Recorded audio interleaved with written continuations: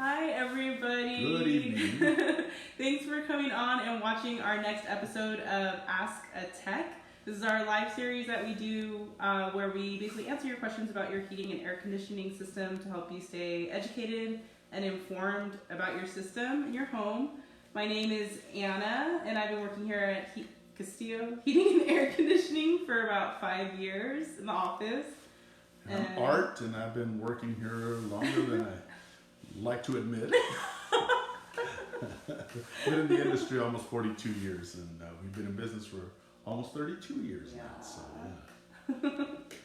All right. A few years of experience. I Yeah, a little bit. He knows a little bit about a little bit.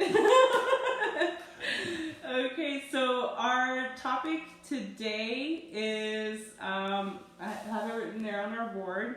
My heater doesn't work. What do I do? Besides a jacket. Bundling up with a warm blanket and, drinking. I got some hot coffee over here, drinking something warm to keep you cozy. What else can you do? I know that's a big thing.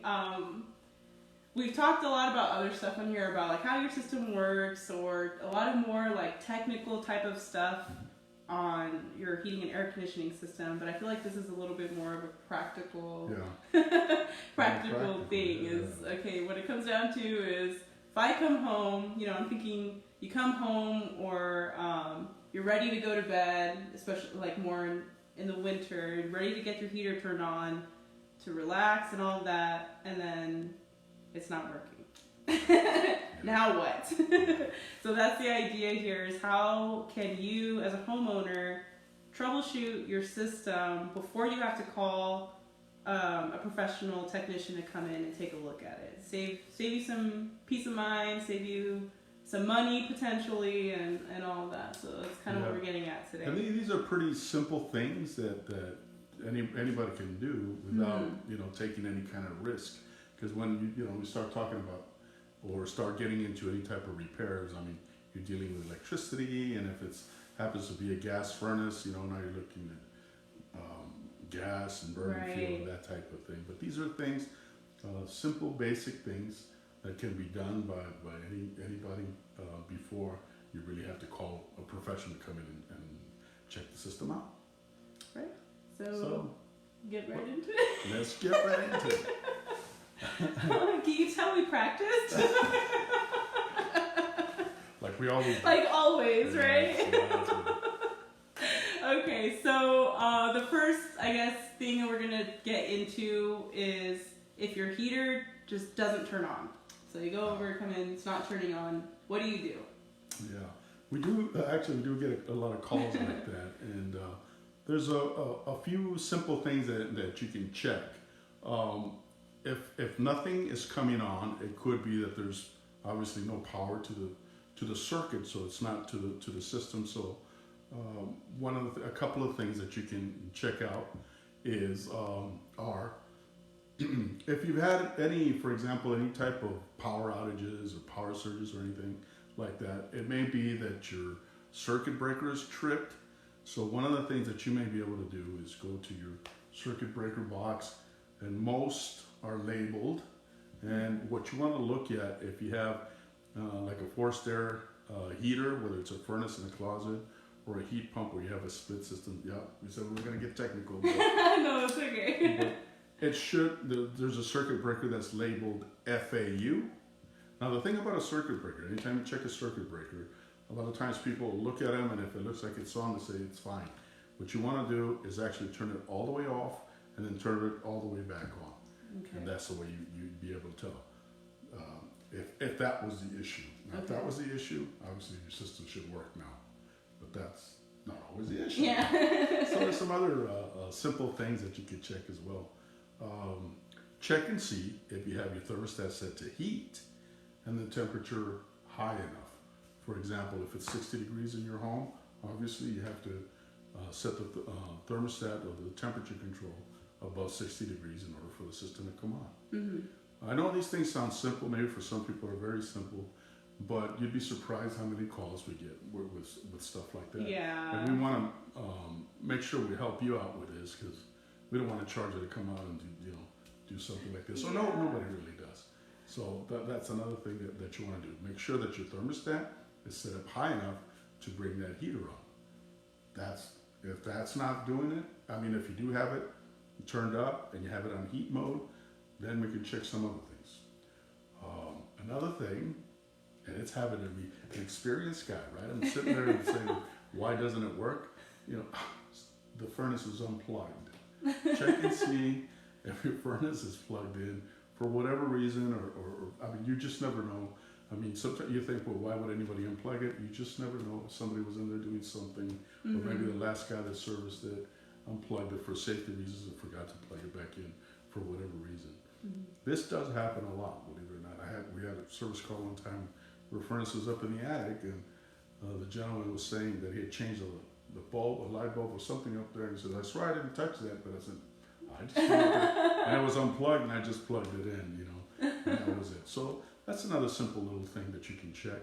The filter, you know, if you're doing some of the maintenance yourself, which is changing your filter, a lot of times a plug filter can set up some safeties that'll turn your heater off. It won't allow it to come on, your high limit switch or anything like that.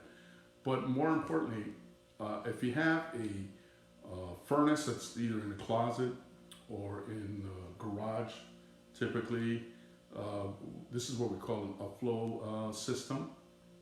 And if you know how to change your filter, where you take the panel off and the filter's at the bottom of the furnace, and take that filter out, put a new one in, and put the panel back on. Most furnaces now, anything that's been manufactured since the 80s, I believe, maybe 70s, I'm not sure, they'll have a safety switch on that panel. So when you change that filter, if that panel is not installed in there properly, that safety switch, no power to the furnace. I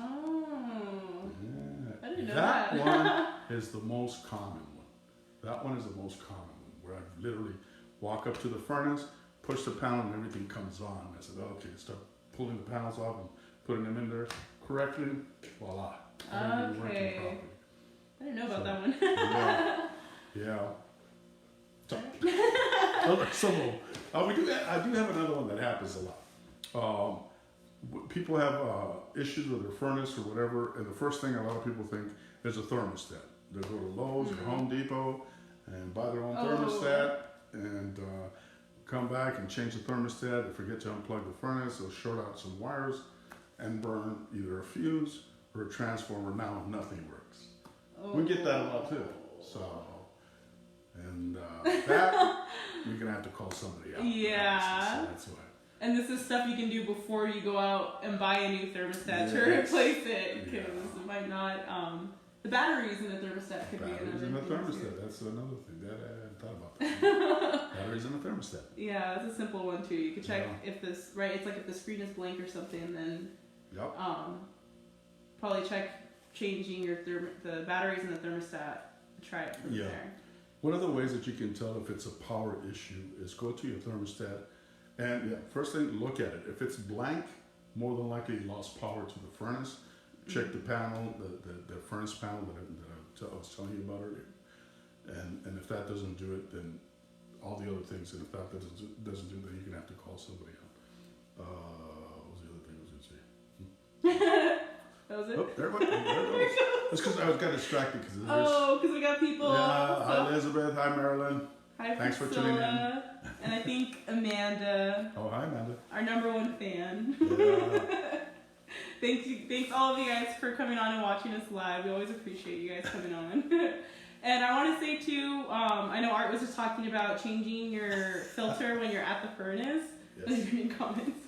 Yeah. On our last our last blog post, there's a link in there to a YouTube video on what that kind of looks like, changing the filter at your furnace. So if you're confused on what we're talking about, you can check out that video to get, I guess, a more visual idea of where your furnace, or the filter at your furnace might be.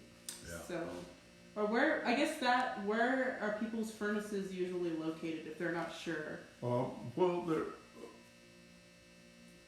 for the most part now, newer homes, and I'm talking about maybe 15 years old Okay. And newer, most of the time now, they're putting the furnaces up in the attic. Okay. Most of the time. So if your filter is up on the ceiling, then more than likely your furnace is up in the attic. But there's still some homes that are built where the furnace is actually in a hallway closet or in the garage, in the garage. So those are the ones where the ones that are in the closet or in the garage are the ones where the filter would be in the furnace. You have to open a furnace panel and get underneath at the bottom of the furnace, and that would be what the filter is. Okay. Those are the ones that have the problems with that safety switch. With the safety switch, yeah.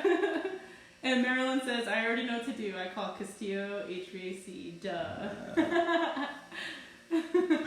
That's good to hear. Yeah. Okay, so I guess the next issue that we're going to talk about for troubleshooting is it turns on, so your heater turns on, but it's blowing cold air or cool air. What do you do? Okay, the first thing one of the first things that you can check, again, we get a lot of calls like that. So, well, I turn it on, I'm getting cool air. Believe it or not, sometimes people make the mistake of, if you look at your thermostat, you have one side that says system and it's heat, off or cool, and the other side that says fan, it says auto or on.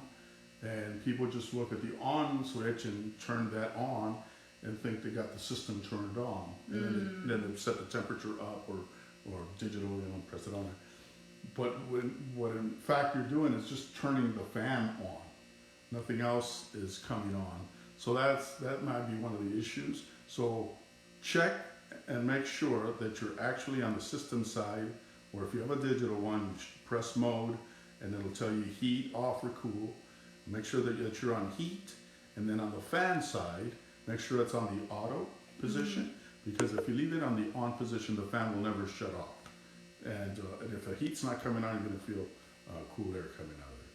And make sure, again, that the temperature is set above whatever temperature it is in the room or in the home.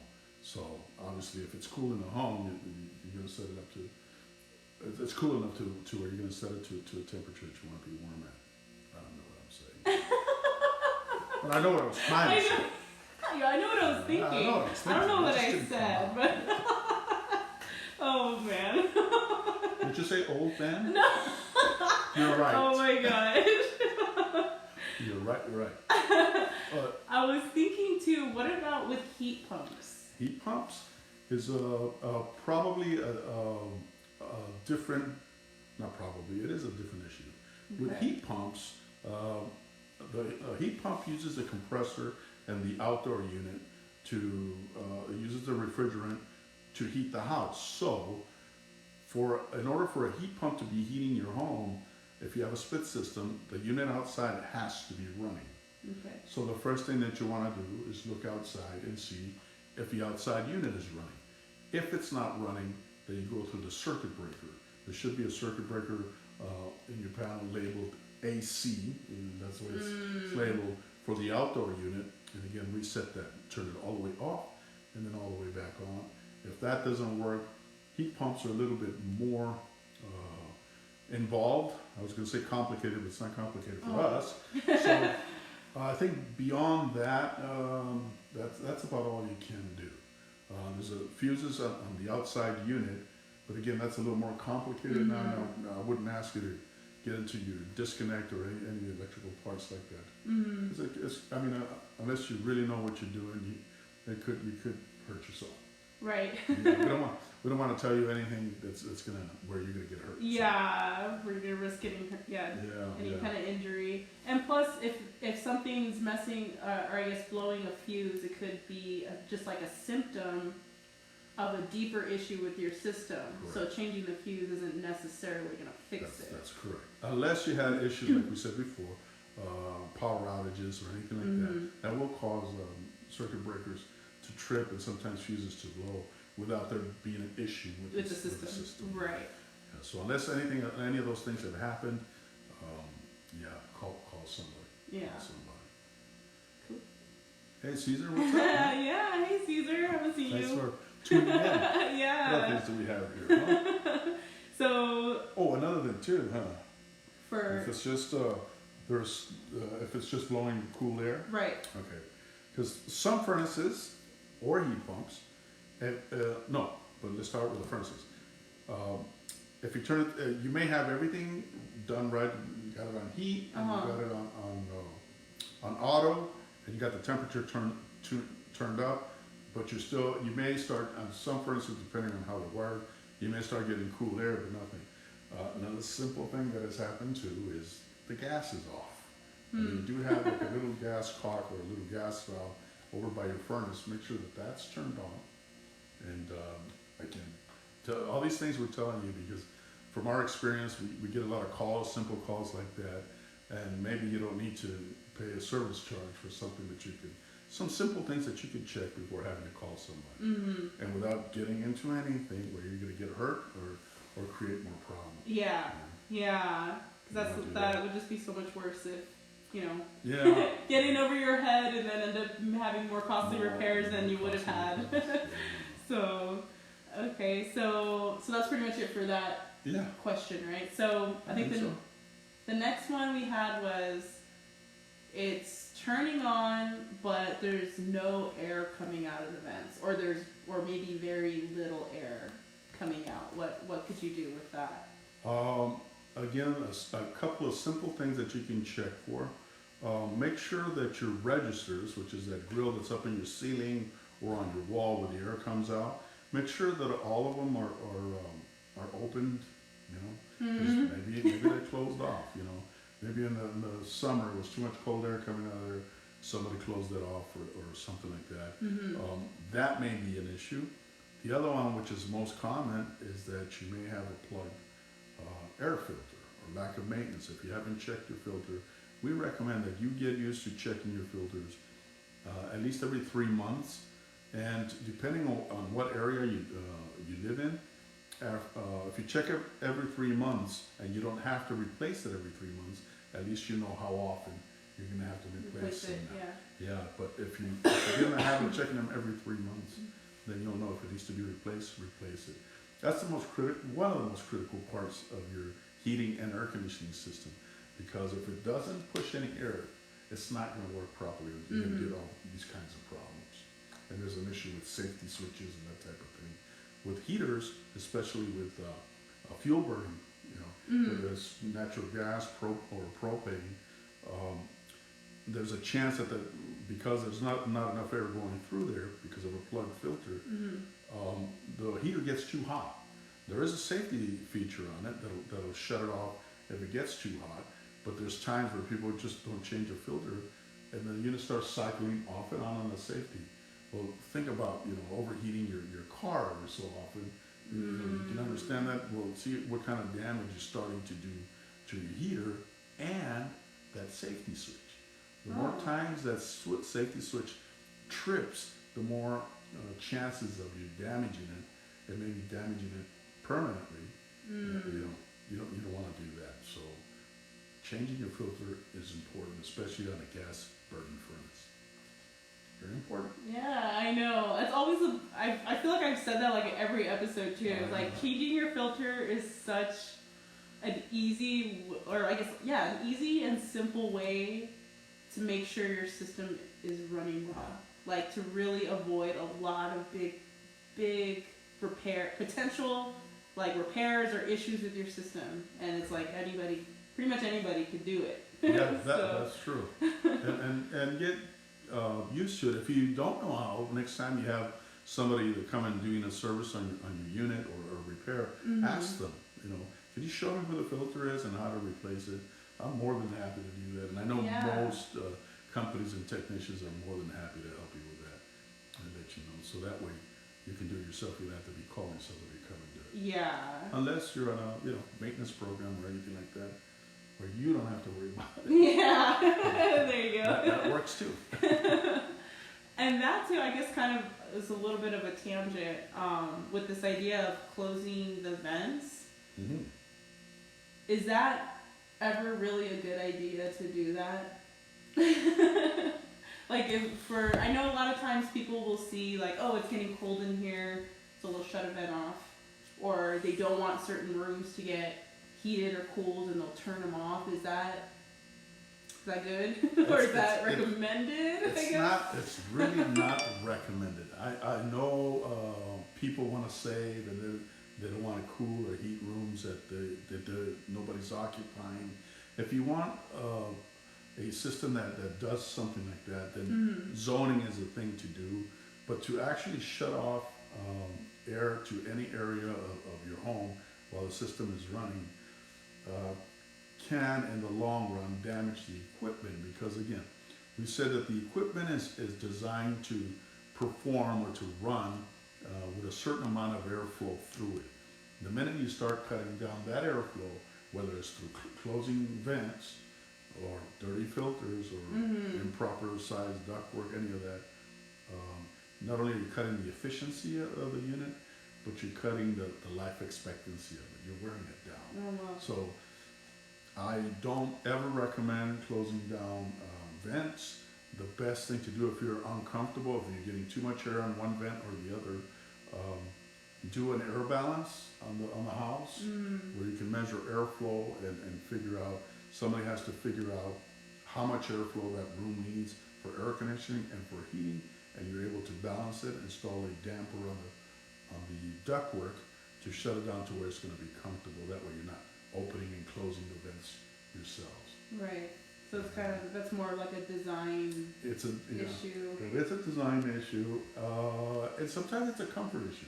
Because even a design issue, it may be right on, but if the person is more comfortable cooler or more comfortable warmer, there's issues there. But you can't just shut something down because it affects the whole system.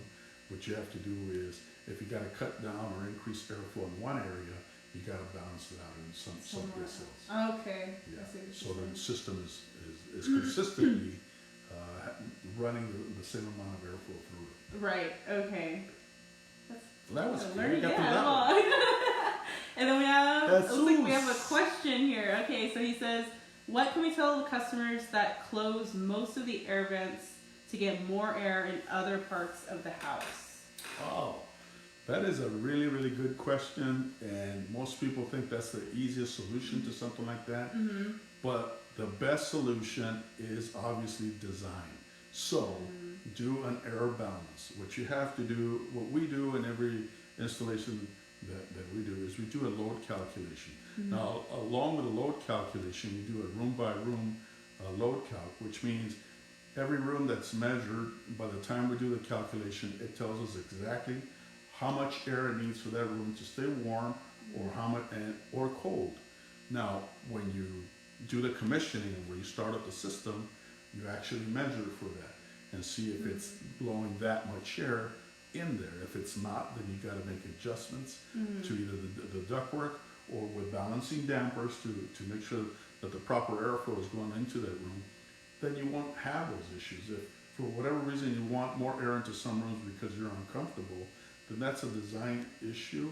By shutting down a lot of other vents in the other areas, you're causing a lot more problems. In air conditioning, if you start icing up your coil, if there's no airflow through there, you start icing up your coil, you're damaging your compressor, you're doing a bunch of other stuff. In heating, like I said, if you get in that furnace, if it's a fuel burning furnace or gas furnace, you get in that heater, the furnace way too warm, way too hot, the chances of that limit safety switch cutting off are greater. And if it starts cycling a few times or that, well, you're cutting, you're damaging a safety switch. That's the only thing that's keeping that furnace from getting too hot. You don't want to do that. And then on a heat pump, that hot refrigerant that's warming up your home, the more airflow you restrict there, the hotter it gets, the higher the pressures on the refrigerant are, and that pressure is going back to your compressor, and you're putting that much more stress on the compressor, you're beating your system up, and you're cutting the lifespan of that compressor and your unit. So you don't want to do that. Yeah. They're not designed to work that way. They're not designed to work that way. Good question. Yeah, that is a question. really good question, because I know that's something that people think is simple fix for that's causing more damage than it's helping. So,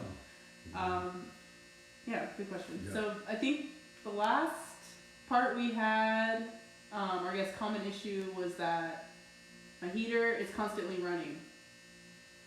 What do I do? A couple of things, simple things, couple of things. What is your temperature set at?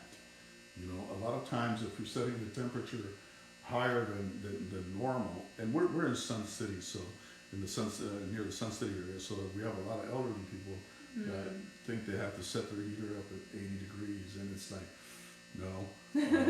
I mean, it's not designed to run that warm, believe it or not, and most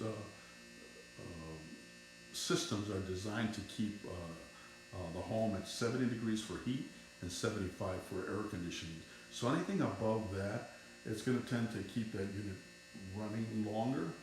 So if your temperature is set up too high, your system may run all day and maybe not keep it up, not keep up with it because it wasn't designed. Now another thing, simple thing that you can check too, because I cheated my regular code, is see if there's any windows or anything that's open, you know, that's letting cold air in or whatever, especially anywhere close to your thermostat or your temperature control, because that's that's sensing the temperature, and if it's getting a cold draft from someplace, well, it's saying it's still cold in here and it's keeping that heater running for a long time. So let's check those things, make sure everything's closed up, make sure you're not setting the thermostat up too high. Yeah. Yeah. I think one thing, I don't think we talked about this yet, but schedules on your thermostat too. I think maybe. Programmable thermostat? Yeah. That Sometimes I'm thinking maybe like it's the schedule might be off. Like if you're used to an air conditioning schedule, now you're in heat mode, and the schedule could be different. And so that's why it seems like it's constantly running because it's set to run all the time. That It could be. So if you have a programmable thermostat, which probably 95% of the thermostats out there are there, even with the smart thermostats as well. Yeah. Yeah, check and see what the schedule is and the temperatures of the schedule, because there may be a lot of whack. Yeah. Check those things out. Those are, like, again, simple things. Once you've checked all those things and you're still having issues, then maybe it's time to call a professional. Right. Or if there's any, the issues you're having with your heater are outside of the things that we talked about, then you should probably call a professional too, right? Yeah, because anything that where you have to do anything more than what we've said here, let a professional take care of that. Yeah. Again, you're working with fuel, you're working with electricity, and even like simple thing as a thermostat, which a lot of people sometimes think they can do, and we've gone back a lot on fixing a system where the homeowner replaced the thermostat, and what can happen is if you short some wires, you can even damage a brand new thermostat you just got. So it's better even changing the thermostat unless you're absolutely sure you know what you're doing. Yeah, even the ones that come with the directions and the videos and tell you that it's so easy to do yourself. Yeah. It's not always as easy as it looks. That's true. That's true. We get a lot of those. Yeah. So, I don't know if we answered all the questions that were in here, right? I think so. I think we No more touched on questions? everything. No more questions for us? Wow. I know. You guys are professionals now. I I'm looking for people, so if you're that good, come and apply, please. know. Right. We're going to test you if you call. Yeah, We'll be like, oh, did you Yeah, check this? Did you watch our last episode? But yeah, I guess that's Pretty much it. Yeah, I guess we can wrap it up. Again, unless anybody has any more questions, you can leave them in the comments, even if you think of it after we sign off on here and you want us to answer them, leave them in the comments, or you can contact us, send us a message, send us an email. We have our email address up here too. Our Instagram, it's backwards on my fingers. We have our Instagram tag. You can also tag us here on Facebook. You use the same thing, @Castillo HVAC, and you should be able to find us. But if you're watching this, you probably already found us, unless you're watching the replay on YouTube too. So, because we put these on YouTube. So, thank you guys for watching, and we will see you on our next episode next week, Thursday, 6:30 p.m. Pacific Standard Time on our Facebook page. So, good night. See you soon.